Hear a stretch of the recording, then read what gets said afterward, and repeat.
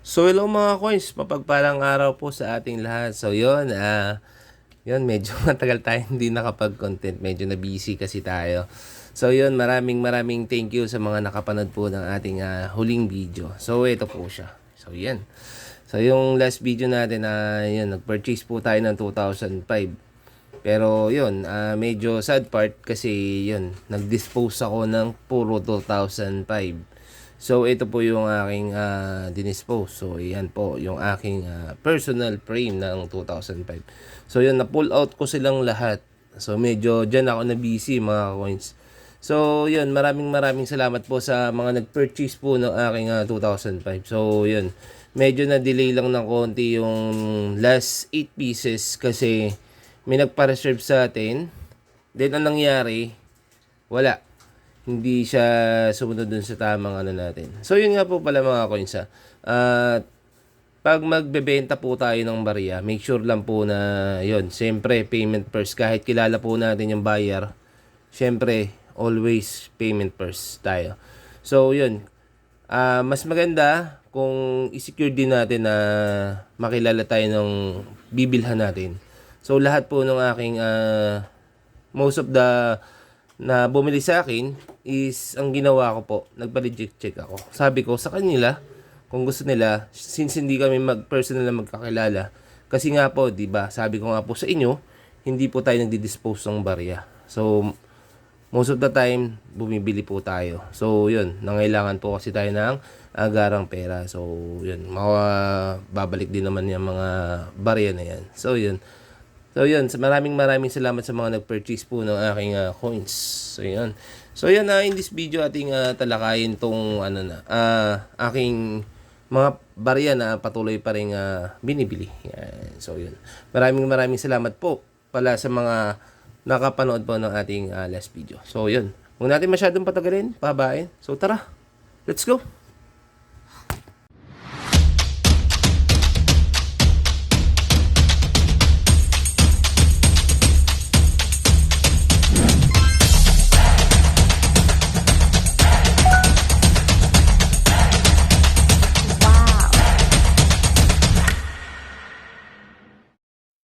So hello mga coins, mapagpalang araw po sa ating lahat. So thank you nga po pala sa mga nag-comment po ng kanilang place. Yan. So maraming salamat sa mga nag-cooperate po ng part na yan. So thank you. So ito po sila. So yan. Si Boss K ng Plaridel, Bulacan. Yan. So thank you. Nangangalogan lang po yan mga coins na napanood po niya yung ating last part. So napanood niya po ng buo yung ating content. Yan. So maiksi lang yung sinabi ko doon sa content na yon, pero ay sa part na yon, pero yun, nagbagsak siya o nagbaba siya ng location po niya. So yun, taga Gentry po tayo mga coins, proud Gentry tayo, General Trias, Cavite. Yan.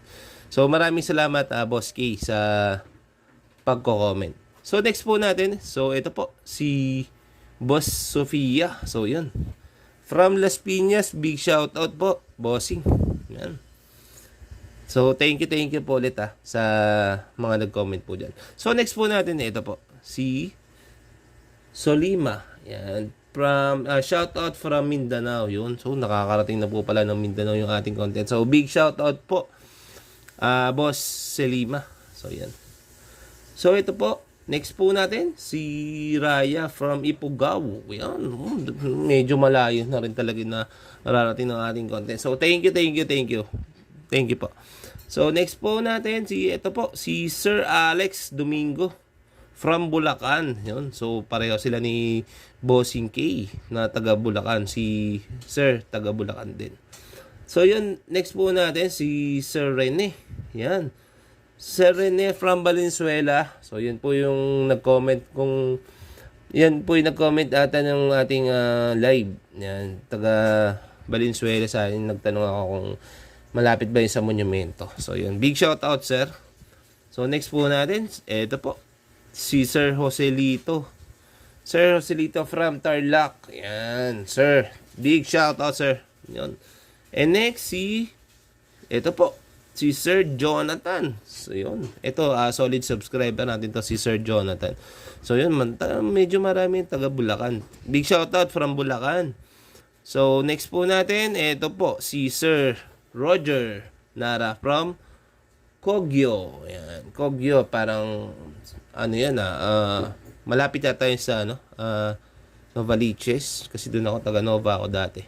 So yun, next po natin si Sir or si Bossing Joey Castillo from Sampaloc. So yun, thank you sa mga sa mga nag-comment po dyan. So maraming salamat po. So ibig sabihin lang po niyan is napanood po natin ng buo yung ating content. So thank you. Maraming salamat. So yun, in this video ating talakayin itong mga ating binibili na lower year. So medyo malapit ko na siyang ipa-frame yan. So ito po yung ating set. So ito po, 4 set po yan. Nakalagay 4 set yan. So ito po yun. So yung last po natin, yung mga nag-purchase po kasi. So namili po ako doon ng maganda talaga. So may natira pang, kasi na yun 26 pieces. Yung 20 pieces na na-dispose ko, and then yung 6 na piraso na excess ko. So ito na lang po yung natira. So plus yung frame. So ito po. Yan. So ito po yung dalawa. Yan, nakikita nyo, maganda rin po ito. Yan natin. Yan.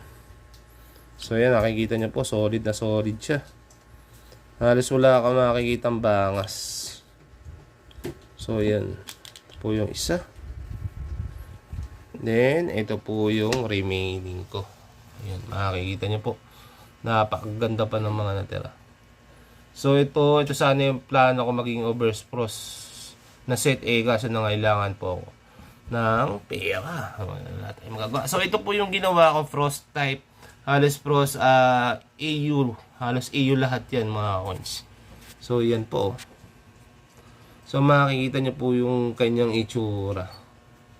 So yun, makikita nyo, sobra solid nila lahat. 2003, non-magnetic, non-mag to ito, kita nyo naman.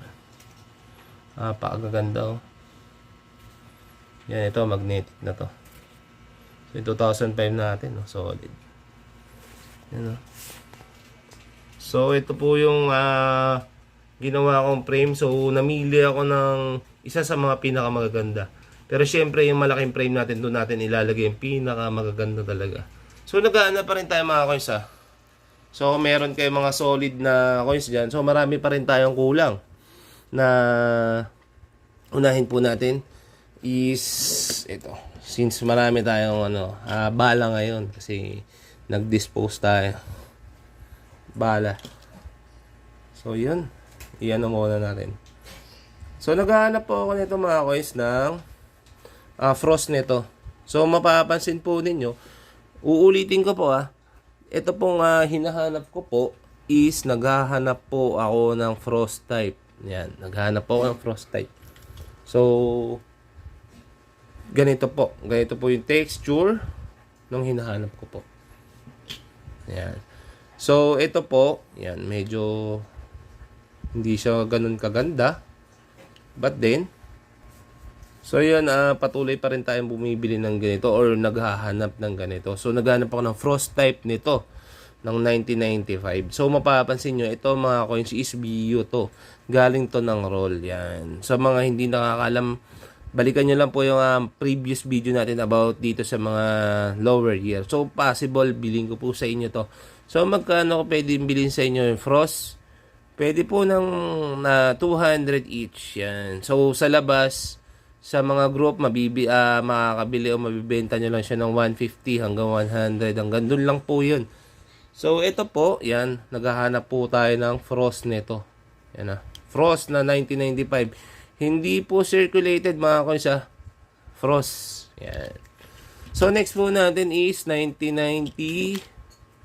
Kung mapapansin nyo, magaganda yan Pero naghahanap ako ng frost. So ano ba yung frost na tinutukoy ko? So ganito po Ganito po. Kung mapapansin nyo, halos dikit naman sila ng texture. Pero kung iikutin nyo sila, mas lamang to. So, ganito mga koys yung hinahanap ko. So, medyo wala to. Galing nga siyang blister pero hindi siya kasing ganda nito. So, yun, 1995. Then, ito yung 1996 ko. Medyo swangit pa rin yan. Pero good siya. Kung makikita nyo sa personal, napakaganda niya. Pero syempre, yun nga po, gaya po na sinasabi ko sa inyo, frost po yung hinahanap ko po. Yan. So, ito po yung 1996. So, ito po yung 1997 ko, frost po ito. Yan o. Makikita nyo po, halos similar po sila nitong isa ko. Nasa 2000. Ito po, halos similar po sila niyan. Yan, o, di po ba? Kita nyo po yan. So, naghahanap po tayo, year 1996 and 1995. So, ito po, naghahanap din po ako ng frost nito. So, marami po naghahanap niya mga koys. So, magkano ko sa inyo pwedeng bilhin? So, yun. Bibiling ko sa inyo ng 200 to 250. Basta maganda. I-submit po lang po sa aking FB account. So, saan ba yung FB account ko na yun? So, mamaya po sa dulo, sa dulong part po ng ating video. So, yun. I-detail po natin kung saan nyo po pwedeng ipasa sa akin yung mga barya. Yan. So, next po natin is ito. Yan. So, yan. Wala pa rin tayo na purchase po niyan na 2010 na die 3. Yan. So, yun. Naghahanap pa rin tayo. Continuous pa rin tayo naghahanap niyang. Titigan niyo po mabuti o balikan niyo po yung video videong ito. Kung medyo na confused kayo, balikan niyo lang po. Nasa ganon, may pasa niyo po sa akin ng tama yung coins na aking hinahanap. Yan. So yun, 2010 na die 3. Hindi po bold letters, non-frost po ang aking hinahanap. Hindi po siya frost. Non-frost po yung likod niya or reverse po ng barya. So hindi po siya bold letters diliwanagin ko lang po, klaruhin ko lang po para po malinaw. Yan. So, next po natin, ang next na ating hinahanap. So, ito po. Yan. So, yan. Naghahanap pa rin po tayo yan ng 2014 na bolder letters. Yan. So, marami nag-submit sa atin yan before, nung nakaraan, may nag-submit pa rin sa atin yan.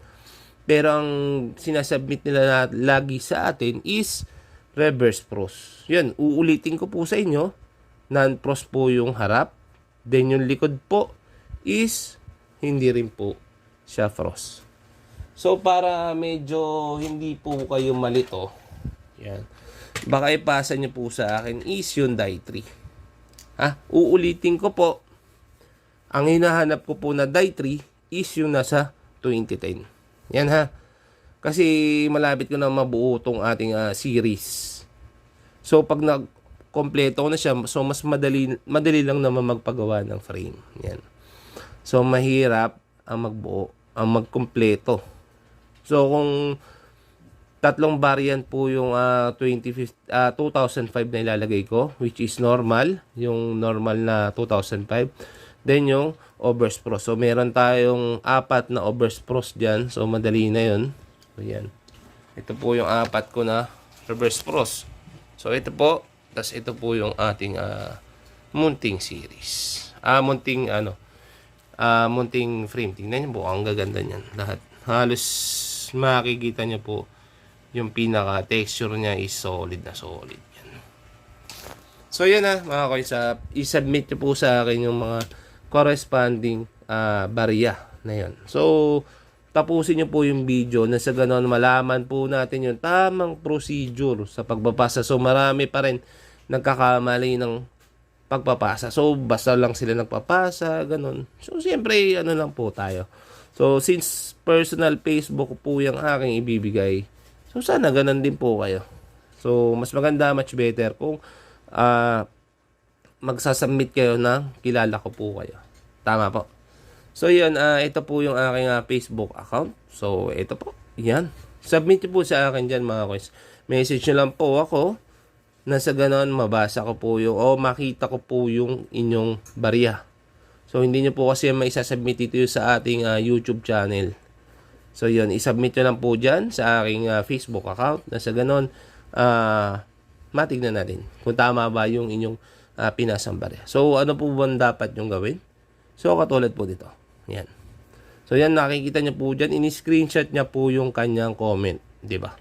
So ibig sabihin lang po nun, siya po yun. So mas madali ko kayong makikilala. So malalaman ko rin po na kayo po ay nanood po ng aking content. Yan. So yun.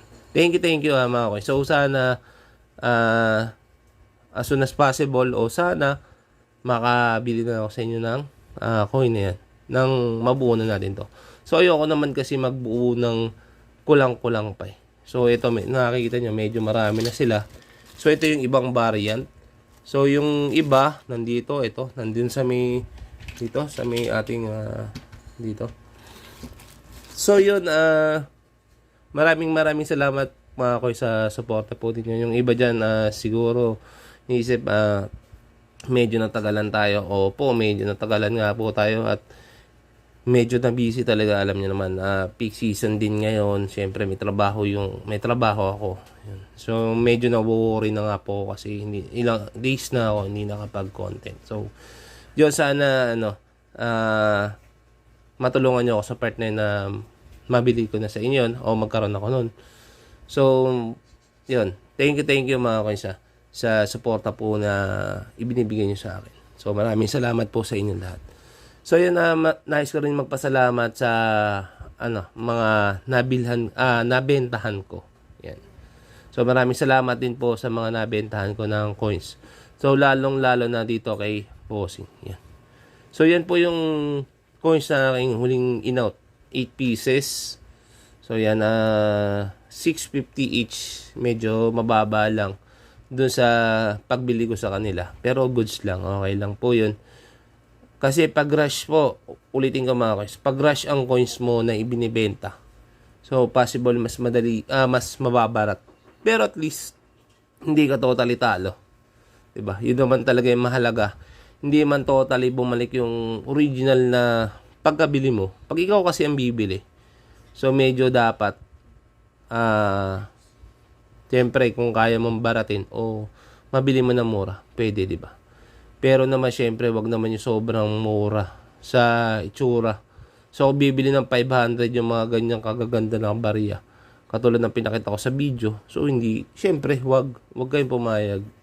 Di bale nang hindi mabili yung barya nyo kaysa mabili sa inyo ng 500 each yung ganyang kagaganda. So wag kayo papayag na ganyan. Ha? Yun, yung iba pumapayag 300. So yun, sila yun. Sa atin, sa mga nakakapanood ng content ko, wag kayong papayag na bibilin sa inyo yung ganyang kagaganda na coins ng ganong kababa na 500. Ha? So yun, thank you mga koy sa mga nanood o sa mga nakasubscribe po sa ating YouTube channel. Thank you. Maraming salamat po sa support. Baka mag-live po tayo sa Christmas Eve. Siguro possible. Thank you mga bossing.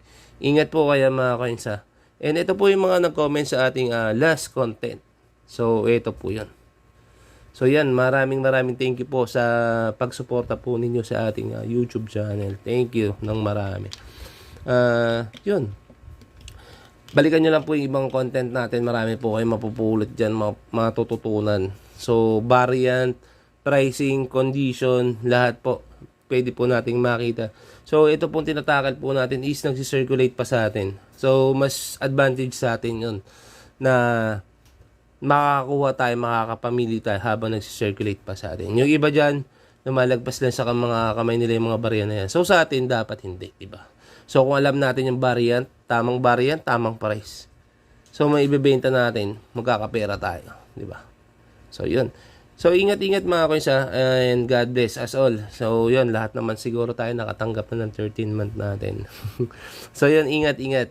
And, yun, Christmas season. Oh, yun, kung hindi man ako makapag-content, advance Merry Christmas sa inyong lahat mga kainsa. Salamat sa pagsuporta ninyo sa ating YouTube channel na mga kainsa. Thank you. So, yun, ingat kayo lahat mga guys. So, yun lang. Bye-bye.